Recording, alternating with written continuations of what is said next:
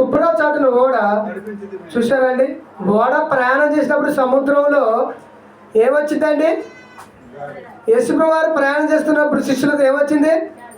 గాలి, విపరీతమైన గాలి, సముద్రం అలలతో కొట్టుకుంటుందండి. ఆ పడవ ఎటుపోయిందో తెలియదు ఏమండి. అందుకనే ఒక పడవ మునిగిపోయింది కదండి. ఏదో సినిమా తీశారు. ఏ సినిమాది? టైటానిక్. ఎందుకు తీశారనుకున్నా? సముద్రం మీద టైటానిక్ అనే సినిమాని. ఆ సముద్రంలో జరుగుతున్న వాతావరణం అంతా మన కళ్ళకు కట్టినట్టుగా చూపించారండి. కానీ ఇప్పుడు మేము దేవుడు ఈరోజు మనం అలా నడవలేస్తామండి, ప్రయాణం చేయలేస్తామా? సముద్రంలో పడవ ఎక్కి కొంచెం దూరం పోయినాక అలలెట్ట వచ్చినాయి అనుకో, ఆ భయం ఎలా ఉంటుంది? గుండెల్లో భయం ఎలా ఉంటుందండి? అదే మనమైతే ఓ నాయన నీ బతుకుంటే అసలు అడుక్కోలేదంటే కానీ ఈ సువార్త నా వద్దురా నాయనని వదిలేసి వస్తాం. కానీ అపోస్తులైన పౌలు గారు అది వదిలేశారండి. ఆయన ఏమన్నా తెలుసా? బ్రతుకుట క్రీస్తు, చావైతే లాభం అన్నాడండి. ఏమంటే సేవకులైన మనకి లాభం జరుగుతున్న సమయంలో మనం ఎందుకండి బాధపడాలి? ఎందుకండి ఏడవాలి? ఒక సేవకుడి విషయంలో పరలోకం పొందుకుంటున్నాడు కదా. ప్రియమైన దేవుని వాళ్ళరా ఆలోచించండి. ఇక్కడ ఏమంటున్నాడు? ఇక్కడ ఏం జరుగుతుంది? ఇంకా చూడండి 4వ వచనం. అక్కడ నుండి బయలుదేరిన తర్వాతకి ఎదురుగాలి కొట్టుచున్నందున కుప్రో చాటున ఓడ నడిపించితిమి. మరియు కిలికియాకును పంపులియాకును ఎదురుగా ఉన్న సముద్రము దాటి లుకియాలో ఉన్న మోరాకి చేరితిమి. అక్కడ శతాధిపతి బెటలి వెళ్ళనే ఉన్న అలెగ్జాంద్రియ పట్టణపు ఓడ కనుగొని అందులో చూసారండి. ఆ పడవ పని అయిపోయింది కట్టింది. ఆ పడవ నుంచి ఇంకొక పడవకి షిఫ్ట్ అవుతున్నారు. మరి అన్ని వేల కిలోమీటర్ ప్రయాణం చేయాలంటే ఎంత కష్టం ప్రియమైన దేవుని వల్ల. దేవుని సేవ కొరకు అపోస్తులైన పౌలు గారు నిజంగా అండి మరి ఆయన జీవితంలో కొన్ని వేల కిలోమీటర్లు ప్రయాణం చేసి సువార్త అందించిన గొప్ప సేవకుడు అండి అపోస్తులైన పౌలు గారు. ఈరోజు మన జీవితంలో కనీసం ఒక 10 కిలోమీటర్ల దేవుని వాక్యానికి వెళ్దాం రాయండి అంటే ఎంతమంది రాగలుగుతున్నారు? ఎంతమంది వినగలుగుతున్నారు? చెప్పండి. మనం ఏం వెళ్ళగలుగుతున్నాము? ఏం సువార్త చేయగలుగుతున్నాము? ఎంతమందిని రక్షించగలుగుతున్నాము? ప్రియమైన దేవుని వల్ల మనం ఎన్ని మాటలు విన్నా కానీ మన ఆయుష్ ఎంతలో కనపడి అంతలో మాయమైపోయింది అన్నా కానీ మన ఆయన కానీ పట్టించుకోం. అయినా కానీ లోపల కలిసిపోయే ప్రయత్నం చేస్తున్నాం. ప్రియమైన దేవుని అలా వద్దు. మనం ఎప్పుడు మన జీవితం ముగిసిపోతుందో తెలియదు. ఆ కాలంలోనే దైవజనులు కానీ విశ్వాసులు కానీ దేవుని కొరకు ఎంతగా ప్రయాసపడి కష్టాలు పడి పనిచేసి దేవుడున్న లోకానికి చేరుకోవడానికి వాళ్ళు వెళ్ళిపోయారండి. మరి మనం వెళ్ళిపోవద్దా దేవుడున్న లోకానికి? ఆ లోకానికి వెళ్ళాలంటే ఈ లోకంలో ఎన్ని కష్టాలు బాధలు ఇవన్నీ దేవుని కోసం భరించాలి. కానీ మనం మన కుటుంబం కోసం భరిస్తాం. కానీ దేవుని కోసం ఏ కష్టం అనుభవించామో చెప్పండి. మనం పౌలులాగా కానీ పేతురులాగా కానీ యాకోబు గారిలా కానీ యాకోబు గారిని అండి ఏమండి సంఘం అభివృద్ధి చెందింది ఆ కొద్ది రోజులకేనండి. ఆయన ఏం చేశారు? తలకాయ నరికేశారండి ఆయనది. దేవుడు చూస్తున్నాడు, ఆపొచ్చు కదా, ఎందుకు ఆపలేదు? ఆ కాలంలోనే వాళ్ళకంటే గొప్పవారు మనం ఇప్పుడున్న క్రైస్తవులైన మనమంతా. ఎందుకంటే ప్రియమైన దేవుని వల్ల దేవుడికి అది ఇష్టం అండి. తన దగ్గరకు నువ్వు రావాలనే మాట చెప్పాడు కదా కీర్తన గ్రంథంలో 90 అధ్యాయాలు ఏమంటున్నాడు? నరులారా మరి నువ్వు రావాలంటే ఇక్కడ మరణించితేనే నువ్వు ఆయన దగ్గర పోతావు.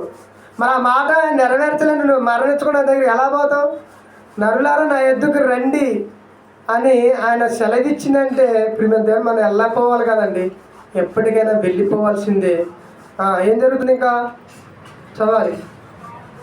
ఏది 6వ వచనం 7వ వచనం 7వ వచనం చూద్దాం. అనేక దినములు మెల్లగా నడిచి ఎంతో కష్టపడి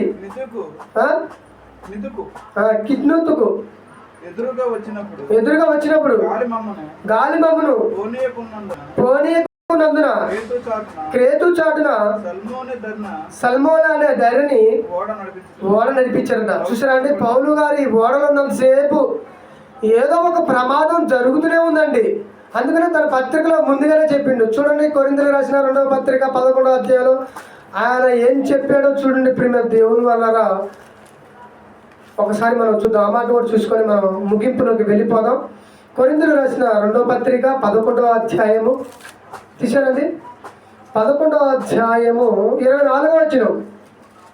ఏమండి 24వ వచనంలో చూడండి ఏం చెబుతున్నాడు. కొరింథీయులకు రాసిన 2వ పత్రిక 11వ అధ్యాయం 24వ వచనం.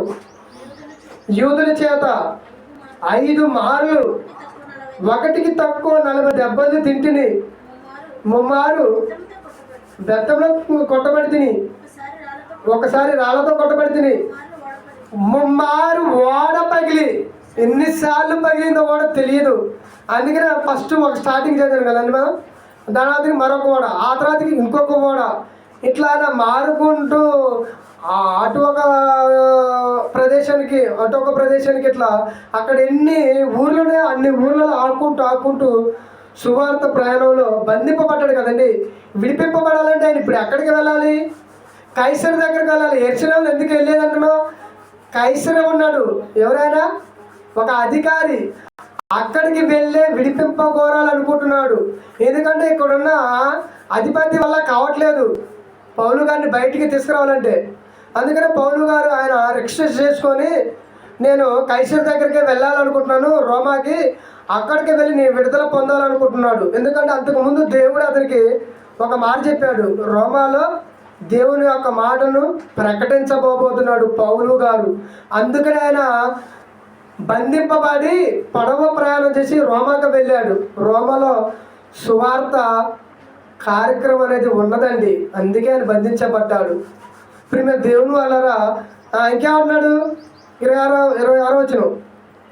కొరింథీయులకు రాసిన 2వ పత్రిక 11వ వచనం.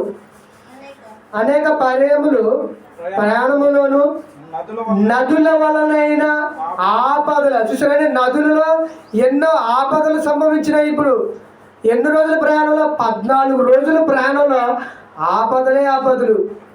ఎటు నుంచి ఏ గాలి వచ్చిందో తెలియదు, ఎటు నుంచి ఏ ఆలోచి ముంచిందో తెలియదు. పడవ మధ్యలో మునిగిందంటే అందరూ అయిపోతారు, పైకి పోవటం తప్ప బయటికి వచ్చేది ఏముండదు. నది సముద్రాల పైనాక ఎవరండి కాపాడేది? కానీ ప్రేమ దేవుడు కాపాడుకున్నాడు. దేవుడు కావాలి అనుకుంటే మరణం దరిదాపులో కూడా రాదు. దేవుడు వద్దు అనుకున్నంటే ఎవడొచ్చినా కానీ ఆపలేవాడు. గారికి కారణం కానీ ఎందుకు బైక్ మీద ప్రయాణం చేసిండు? అన్ని వేల కిలోమీటర్లు, అన్ని 100 కిలోమీటర్లు. ఏదో హైదరాబాద్ నుంచి రాజమండ్రి. ఆయన వెళ్ళిపోవాల్సిన టైం వచ్చింది కాబట్టి బైక్ మీద పోవాల్సి వచ్చింది. అంటే ప్రియ దేవుని వలన మనిషి ఏ విధంగా ఎలా పోవాలో అది మన చేతిలో లేదు. ప్రియ దేవులంతా దేవుని చేతిలో ఉంది. ఒక హతసాక్షిగా వెళ్ళిపోయాడండి దేవుని సేవకుడు. మనం కూడా హతసాక్షిగా వెళ్ళిపోతామో, ప్రమాదం వల్ల వెళ్ళిపోతామో మనకి తెలియదు. ఏమండి, చందు గారు కూడా యాక్సిడెంట్లోనే కదండి చనిపోయింది యూనివర్సిటీలో. ఏమండి, ఎలా చనిపోయారా? చాలామంది ప్రమాదం వల్ల కూడా వెళ్ళిపోతున్న వాళ్ళు ఉన్నారు, హార్ట్ అటాక్ వచ్చి వెళ్ళిపోతున్న వారు ఉన్నారు. దేవునికి ఏదో ఒక రూపంలో దగ్గరికి వెళ్ళటమే కావాల్సింది. ఇలా ఎందుకు జరిగిందండి? ఇలా జరగకూడదు కండి, ప్రశాంతంగా చావాలండి అంటే నీకు పరలోకం ఎలా వస్తుందమ్మా చెప్పండి? ఎలా వస్తుంది ప్రశాంతమైన మరణం? కొంతమందికి ప్రశాంతత ఇస్తాడు, కొంతమందికి ఇవ్వడు. అది ఆయన ఇష్టం. ఇప్పుడు మేము దేవుని వల్లరా ఏమండి నదుల వలన ఆపదల్లోను, దొంగల వలన ఆపదల్లోను, నా స్వజన వలన ఆపదల్లోను, అన్యజన వలన ఆపదలను, పట్టణముల ఆపదలను, అరణ్యముల ఆపదలను, మరలా చదువుతుంది ఇక సముద్రముల ఆపదలను. చూసారండి, 3 చోట్ల రాయబడింది. నదులు అన్నాడు, అంతకుముందు పోతే ఓడ పగిలింది, ఎక్కడ సముద్రం అన్నాడు, మళ్ళీ కిందికి వచ్చారుగా చూడండి 3 సార్లు ప్రస్తావించుకున్నాడు పౌలు గారు. అంటే ఆయన చేసిన ప్రయాణాల్లో ఎన్ని ఉండుంటాయండి సముద్ర ప్రయాణాలు. అదొక్కటే కాదు, ఇంకా ఆయన ఎన్నో చేసిండు. మన యెరూషలేము నుండి రోమా ప్రయాణం అదొక్కటే కాదండి. ఆయన అక్కడి నుండి వచ్చిన తర్వాత విడుదల పొందుకున్న తర్వాతకి ఇంకెన్నో ప్రయాణాలు చేసి ఉంటాడు ఆయన. అందుకనే 3 సార్లు ఇది ప్రస్తావించబడింది. కాబట్టి ఇప్పుడు మేము దేవుని వల్ల దేవుని వాక్యాన్ని నేర్చుకునేటప్పుడు మనం ఆలోచించాలి. ఏమండి, ఇప్పుడు ఎక్కడ చదువుకున్నాం? మరొక మాటను చూసుకొని ఈ సమయంలో ముగించుకుందాము. అపోస్తుల కార్యాలయంలో 27వ అధ్యాయం కదా, ఒకసారి ఇక్కడికి రండి, మనం ముగిస్తాను. ఎంతో వరకు చదువుకున్నాం. 8వ వచనం చూద్దాం. 8వ వచనం నుంచి 10వ వచనంతో ఆపేద్దాం. ఇక బాగా కష్టపడి దాన్ని దాటి మంచిర్యములను ఒక స్థలమునకు చేరితిమి. దాని దగ్గర లస్సయ్య అనే పట్టణము. చాలా కాలమైన తర్వాత ఉపవాస దినములు కూడా అప్పటికి గతించినందున ప్రయాణం చేయుట అపాయకరమైంది. ఎంత కష్టమైన పని అండి సముద్రంలో ప్రయాణం చేయడం అంటే. అపాయమైన ఒక దినాలు అనేది తన జీవితంలో ప్రవేశించింది. ఏమండి, ఉపవాసాలు ఉండే దినాలు కూడా అందులోనే వెళ్ళిపోయాయంట. ఎన్ని దినాలు పట్టినట్టున్నారు ఏమంటున్నారు అక్కడ? చాలా కాలమైన తర్వాతకి. అంటే ఎన్ని దినాలు? ఇక్కడ 14 అని చెప్పింది ఇక్కడికి వచ్చేసరికి. ఏమండి, దీని తర్వాత ఇంకా ఉన్నాయండి ప్రయాణాలు. ఇప్పుడు మేము దేవుని వల్ల ఇంకేమంటున్నాడు? 10వ వచనం. అప్పుడు పౌలు, అయ్యలారా, ఈ ప్రయాణం వలన సరుకులకును ఓడకు మాత్రమే కాక మన ప్రాణాలకు కూడా హానియు బహు నష్టము కలుగునట్లు నాకు తోచుతున్నదని చెప్పి వారిని హెచ్చరించాను. చూసారా, దాంతోపాటు సరుకులు కూడా పోతాయి అంట ఓడలో. ఓడ పోయేటప్పుడు ఒత్తగా వాళ్ళు ఒక్కలే కిచ్చుకుపోయింది అనుకున్నారు ఏంది. దాంతోపాటు సరుకులు కూడా పోవాలి. ఎందుకంటే ఆ ఓడ నాయకుడికి మరి ఆయన కావాల్సింది ఏంది? డబ్బులండి. జనాలు క్షేమంగా దరిచేరడం కాదని కావాల్సింది, డబ్బులు కూడా కావాలి. అంటే ఎన్ని సరుకులు వేసి ఉంచుకుంటారు వాళ్ళు. ఏమంటే ఎంత కష్టమై ఉంటుంది ఆ ప్రయాణం. సముద్రం ప్రయాణం చేయటువంటిది మామూలు విషయం కాదు ప్రియమైన దేవుని వలన. కాబట్టి అర్థం చేసుకోవాల్సిందిగా తెలియజేస్తూ మరొక పాటని నెక్స్ట్ మరి వీక్లో మనం మాట్లాడుకోవాలి.